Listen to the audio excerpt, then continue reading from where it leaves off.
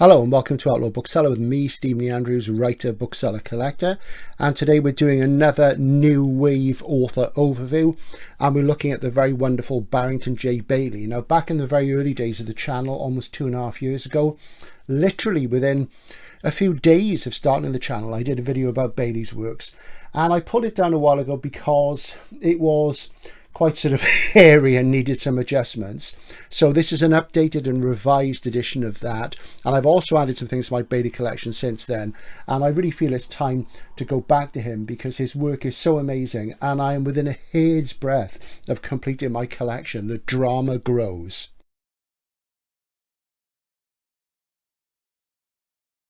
Barrington J. Bayley is a writer who is unapologetically a genre SF writer. He's rooted in pulp tropes. His execution is baroque, rococo, energetic and black in its intent. He's like a combination of Alfred Bester and Philip K. Dick, but with a kind of defiance, pace and incisiveness that is Bayley's alone. His books are short and sharp and hard and fast, and you cannot beat them for entertainment and colour. The timbre of his voice, the tonal palette of his prose, his pyrotechnic displays of amphetamine logic shot through with lysergic hues of colour are not to be missed for any fan of both experimental SF and also of traditional SF. And he is probably the originator of the dark British space opera, huge influence over M. John Harrison, and I would say Brian Stableford as well. And he's sadly no longer with us, but I thought we'd sort of really look over his oeuvre today. And so if you haven't discovered him, his books are quite easy to find. Some of them are difficult to get, I admit. Some of them are very easy to find, and you really should dive into his work if you've not come across him before. I did a review a while ago on the channel of his book The Garments of Seyon, which is in my book 100 Must-Read Science Fiction Novels, published in 2006. So if you've bought that, you've probably come across it, and that review is repeated in this video. But let's go through chronologically, and I'll tell you about Bayley and his work. And as you see, we have some beautiful pulpy looking books here to feast our eyes upon. Barrington Bayley was born in Birmingham in 1937. He mostly lived in Shropshire in the Midlands of England, and he died in 2008 of cancer. He was relatively young. It's a great shame, it really is. Never got to meet him. He was a figure who grew up, did all sorts of jobs. In the 1950s, he started working for Fleetway Publications on comics, and that's how he got to meet Michael Moorcock. They became fast friends. He wrote comics and short stories in quite a number of different pseudonyms. There's 5 or 6 of them. He did one with Mike Moorcock under the name Mike Barrington, and he really sort of came to his own in the 60s as a short story writer for New Worlds, and he started selling to American markets very early on as well. And this is his first book, The Star Virus, which, as you see, is an ace double. On the other side is a book by John Jakes, which we're not so interested in. I've only acquired this recently from Dorset Bob, so I've not read that one yet. So that was the beginning. And this was an expansion of an earlier short story, and that was published in 1970. His next book was then The Annihilation Factor, which, as you see, is here in a beautiful Alison and Busby hardcover. And I've not read this one either because Bayley is somebody I've been reading since the 80s, but I tend to hold some back because he's no longer around, and I wait for the mood to take me. And I've read about 3/4 of his oeuvre, but when somebody dies, you know there's not going to be any more, or there's unlikely to be more from them, so you tend to hold them back. And I've held back on this one. And this is a classic Star Wars type book. It's about a clash between 2 different empires in a civil war, and one of them is going to manipulate a strange piece of energy in space called the Patch, which can just kill millions of people. So it's rather Death Star-ish, and of course this is 1972, but this is classic pulp 1930s hard SF space opera trope work. And Bayley has the kind of exotic way of drawing characters, creating names, which only the very finest pulp writers can do. There's a certain influence of A. Van Vogt, I would say, in his bizarre poetry, and this is the sort of thing that if you like that traditional thing, go for it. As I say, I've not read it yet. It is it near the top of my pile? As I say, I'm just waiting for the right moment. Then we have, also from 1972, Empire of New Worlds, which is a fantastic book, and I read this about 15 years ago, and it's very, very tough indeed. The thing with Bayley, he has a notable fluency with rapacious anti-heroes and even villains, which is really bracing, and it does awaken the pulse. And this is about some characters on a very unpleasant planet, and they're effectively in a penal colony, and the world is sort of dead, and it relies entirely on on his food production units. This cadre of characters, they get together and they form a plan to take over the planet, and they are absolute scum. They're really, really unpleasant and rapacious, but you find yourself rooting for them.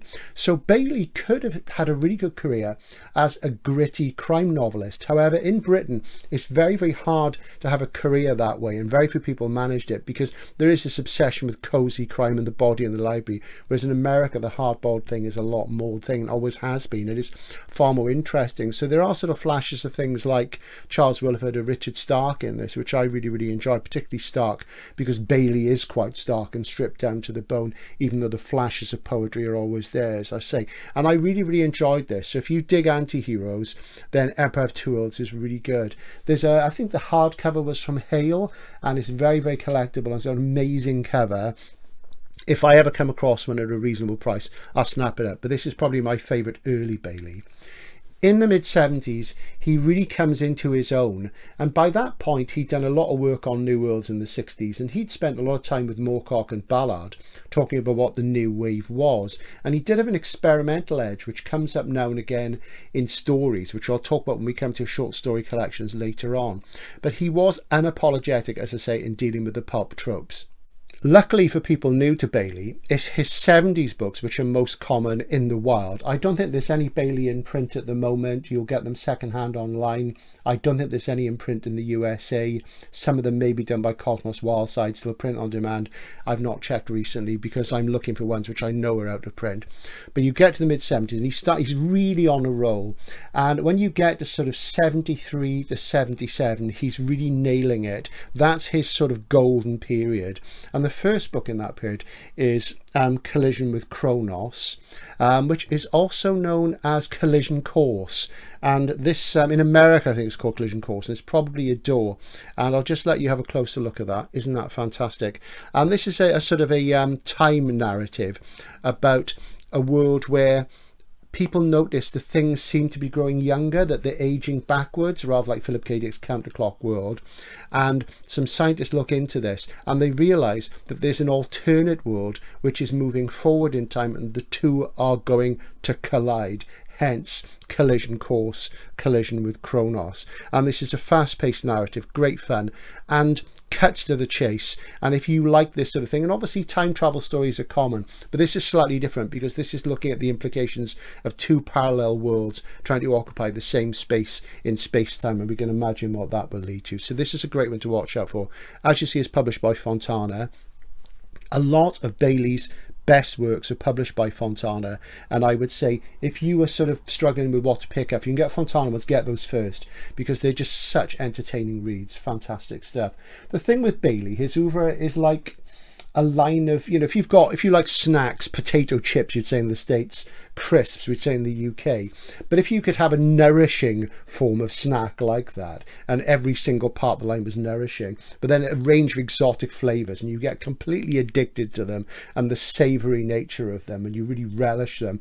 They're for connoisseurs. Bayley is for people who are connoisseurs of pulp SF, but who love the beautiful language that people like Bester and C.L. Moore come up with, Henry Kuttner. So he works in the tradition, but he would do very left field things which are very new wavy as well and very strange. And I'll talk about that when I come on to his next book, which is The Fall of Chronopolis, which is arguably my second favourite Bayley. I really love this book, and this is one of those stories about an agency which is trying to correct things in time and to make sure that things are not falling apart using time travel. And of course that leads to all sorts of problems. And the book this reminds me of the most is a book by Barry N. Malzberg called Corral, which has a similar theme, is written quite differently and is very stark and has some strange things about sausages in it. But if you've not come across Corral, I do mention it in my Barry Malzberg overview, in which I review Guernica Night, which is one of my favourite books by him. And this has moments of such strangeness that you just go, whoa! And I remember reading it, and there's one moment where there are characters discussing what's going on, the machinations of how they're going to get the Time War fixed and how things are going to come together and stop them falling apart. And it's very, very black and bleak and dark. And they're wearing like stovepipe hats. It sort of has this kind of steampunk feel, before the term steampunk was invented, of course. And the very oddness of it really struck me. And Bayley is such a good writer. I felt myself sucked into the situation, not like I was watching it on a TV screen or a cinema screen, but I was actually there, fly on the wall. And I was really taken by what it would actually be like to be inside the world of the Fall of Chronopolis. And the cognitive estrangement, it just freaked me out. And this is SF at its heady best. I sort of blinked, I fried, and I was really taken aback by it. And that one sequence, the weirdness of it, and science fiction's supposed to be weird. If it doesn't make you feel like that, that means the authors are not doing a very good job. It should never feel like a comfortable, cozy trope. The oddness should get you, and Bayley is a master at that. And this is where his new wave edge, his inherent strangeness of the way that our perceptions can be twisted by new things and turned upside down on their head. This is the sort of thing which bled into the work of people like M. John Harrison. And I see Bayley as absolutely seminal. I'm sure people like Simon Ings would cite him as an influence as well, and Adam Roberts too. He really is very important indeed, and it's a shame his work hasn't undergone a reissue program. So this is another great one to look out for. Both of those were 74, so that's two time-focused stories in 1974. And let's face it, nothing is stranger than time, especially in 73 and 74, when, glam rock was with us, the 3-day week, and Britain was an interesting place, it has to be said. Then we come to his most acclaimed book, the one upon which his reputation probably rests. And this is The Soul of a Robot. Interestingly, the first edition in hardcover from Alison Busby is called The Soul of the Robot. And that is generally regarded as the correct title, The Soul of the Robot, as opposed to Soul of a Robot. And I prefer that title. I don't have a lot of Bayley in hardcover, largely because the Alison Busby ones, they're not very exciting books. They've got very plain jackets. And you know me, I like plain jackets. It's just one point I'll get round to picking them up. There are other things more important, and they're not that uncommon, so you can get them for reasonable prices. I'll have more to say about Alison Busby, who was hardcover publisher for a long time later on. What can we say about this? This is about a robot called Jasperodus, and it's a very fabulous story, like a fairy tale, and it has affinities with Frankenstein and Carlo Collodi's Pinocchio, and it also has affinities with Voltaire's Candide, because Jasperodus is created by this old couple who live in almost like a gingerbread house in a forest, and they put this robot together and he is like their son.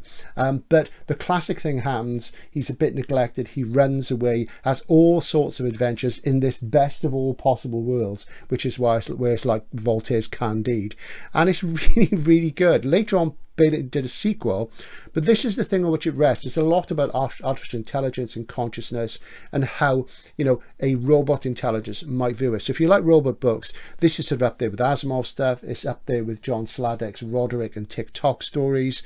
And, it's actually probably my favourite single robot book, I would say. And its fabular nature makes it utterly timeless. And it gets you thinking about the figure of the artificial intelligence, whether mechanical or biological, in the whole of literature, and how far that goes back to the golem and what have you. So very interesting stuff.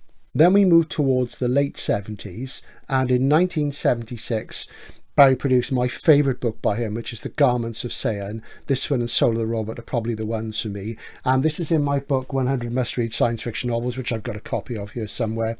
And I reviewed this on the channel a while ago, so I'm just going to cut to that now for those of you who didn't see it. This review was posted about 6 months ago.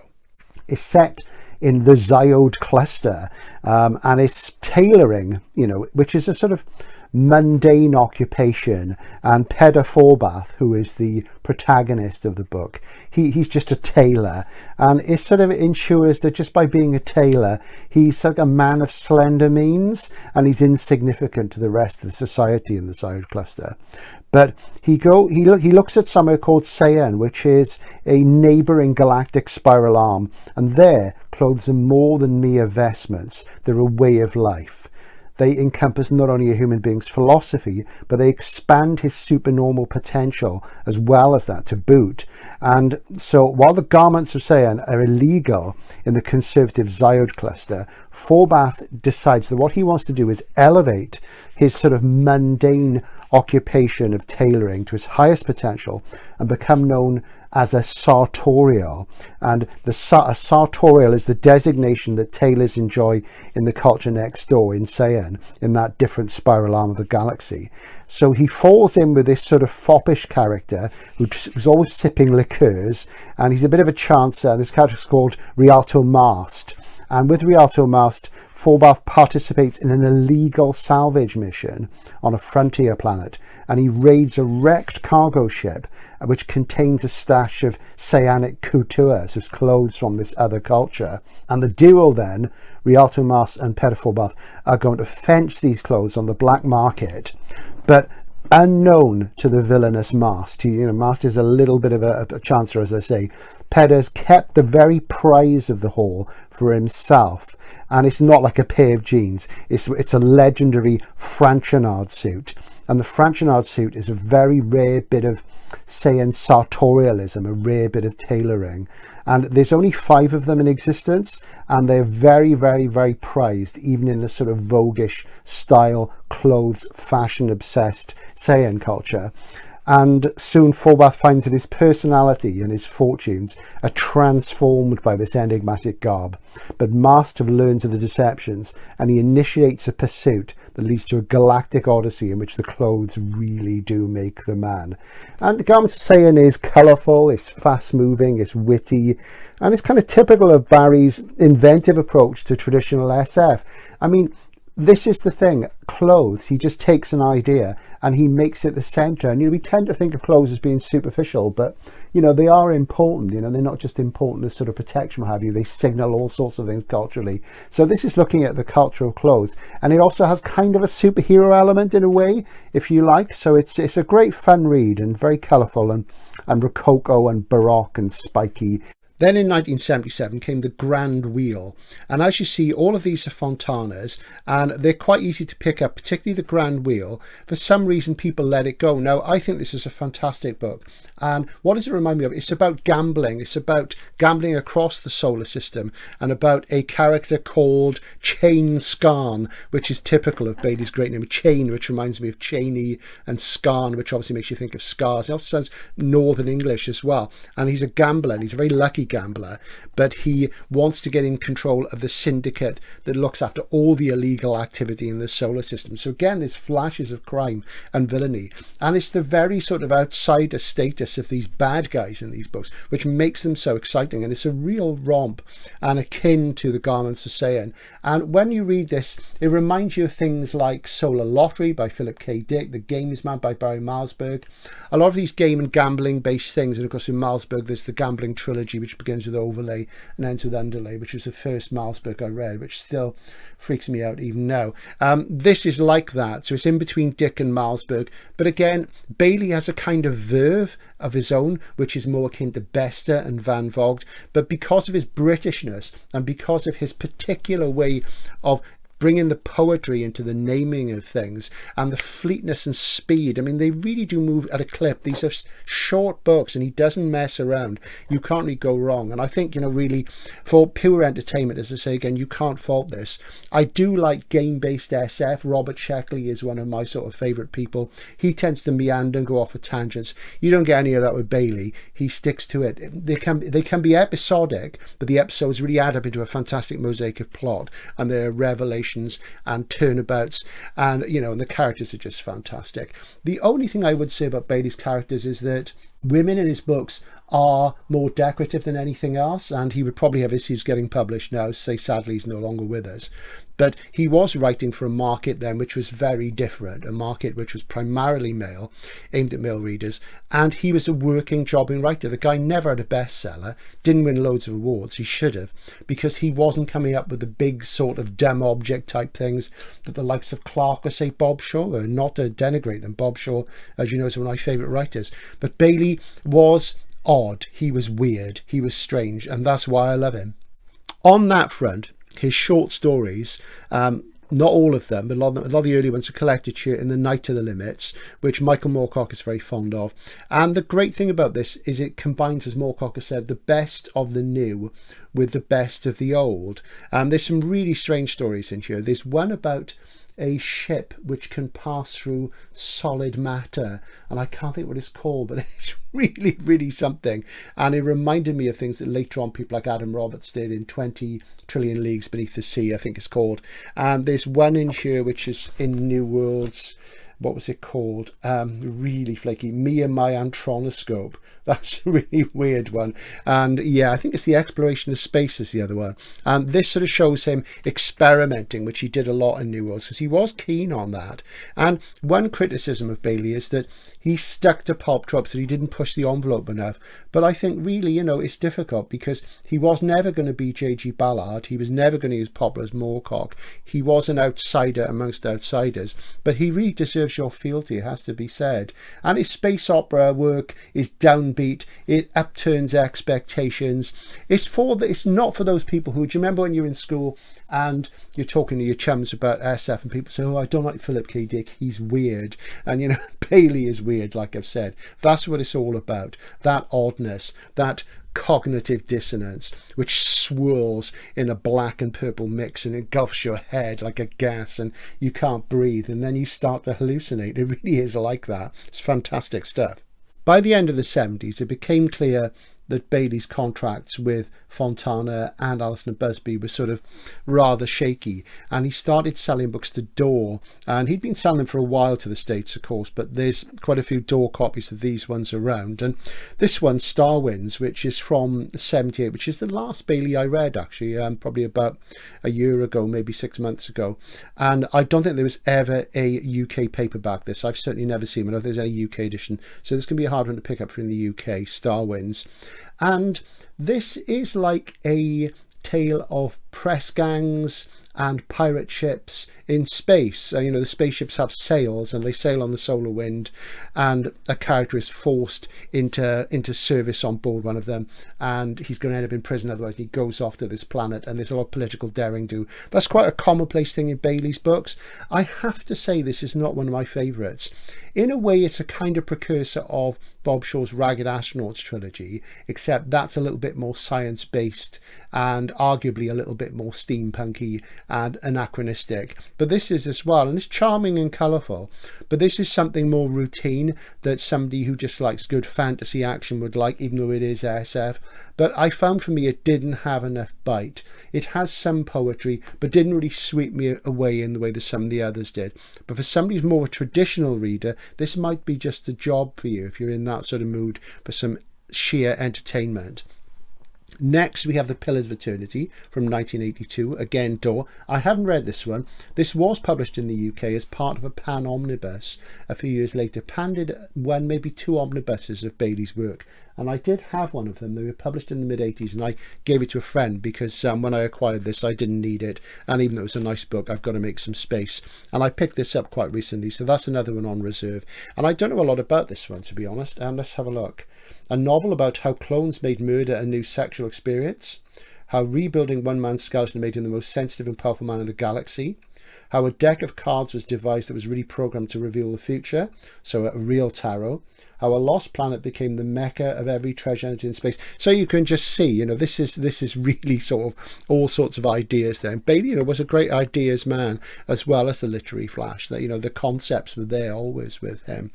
Then we come to the Zen Gun. When did the Zen Gun come out? 1983. And I used to have a Methuen edition of this. This is a Door I picked up recently. And this was the first Bayley I read. I read it when it was new.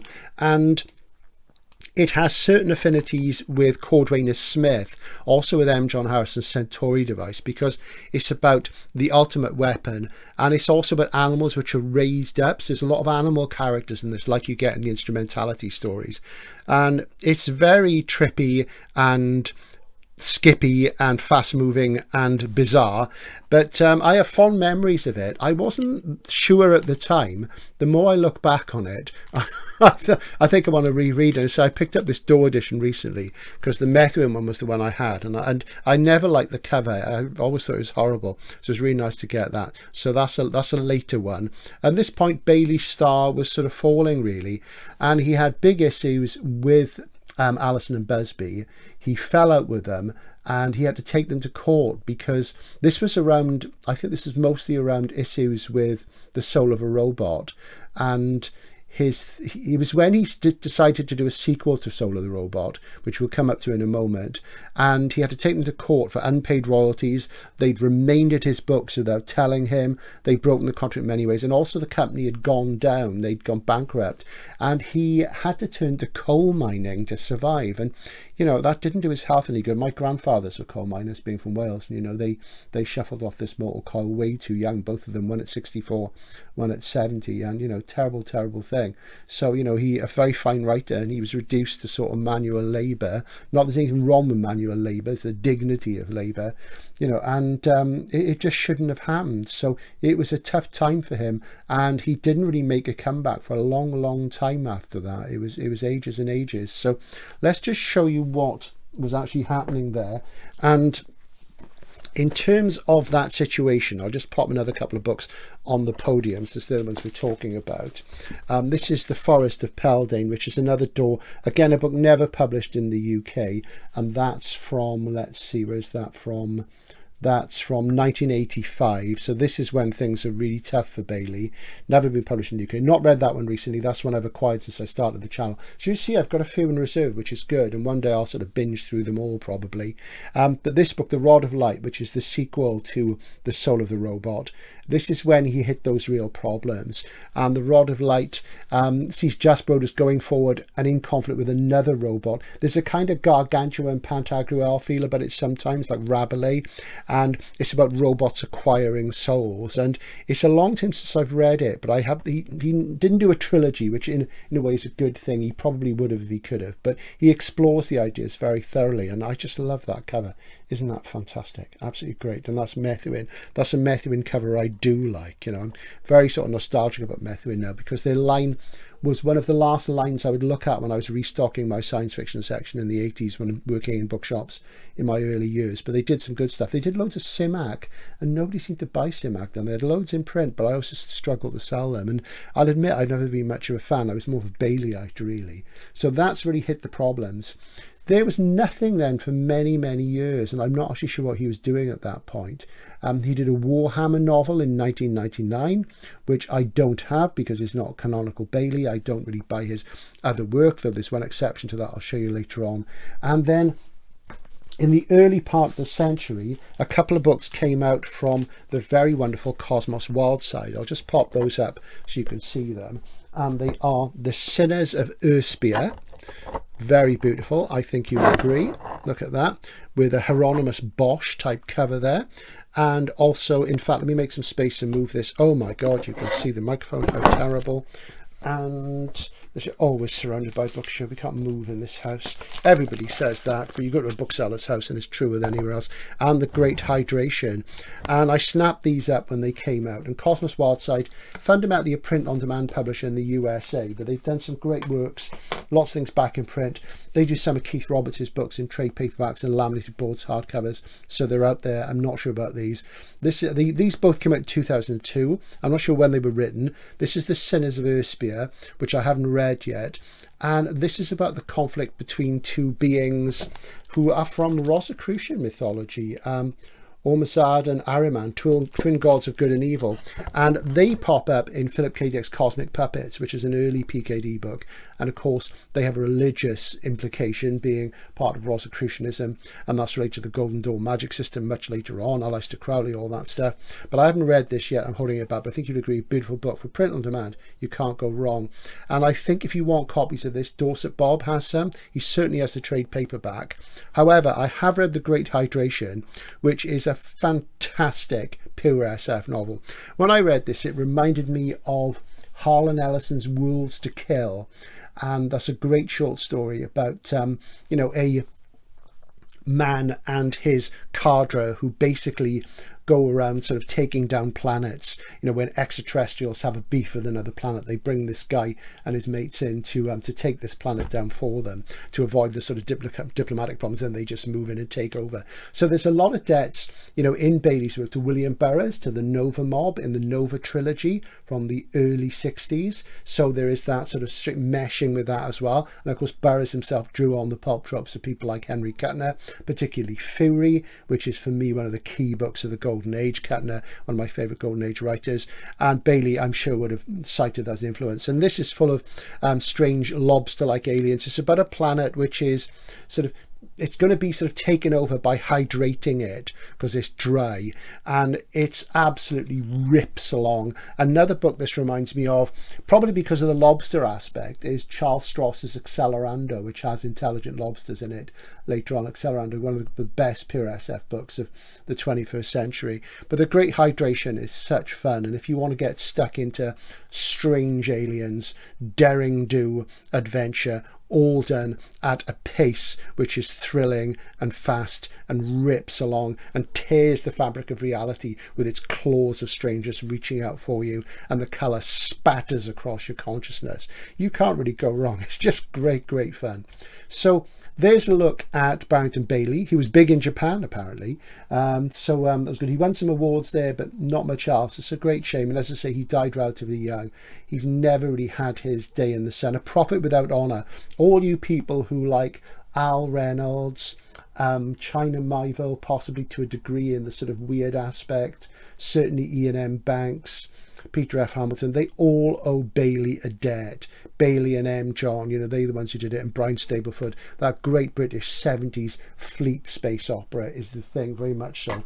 I'll just show you one non-canonical Bayley, which is co-written with Eric Bradbury, which makes me think of Michael Moorcock. Moorcock's pseudonym on the Michael Caine books was originally Edward P. Bradbury. This is Eric Bradbury. This is The Astounding Jason Hyde. This came out only last year from Rebellion, who are the firm who owns Solaris as one of their imprints. And these are comic book writings about this character who's rather like Jerry Cornelius. I've only flicked through, I've not read it. I'm not big on comic books these days. I read lots of comics back in the day, but these are mostly prose stories with some illustrations. So that came out recently. If you see it, snap it up, because I think it's out of print and it's going to become very, very collectible.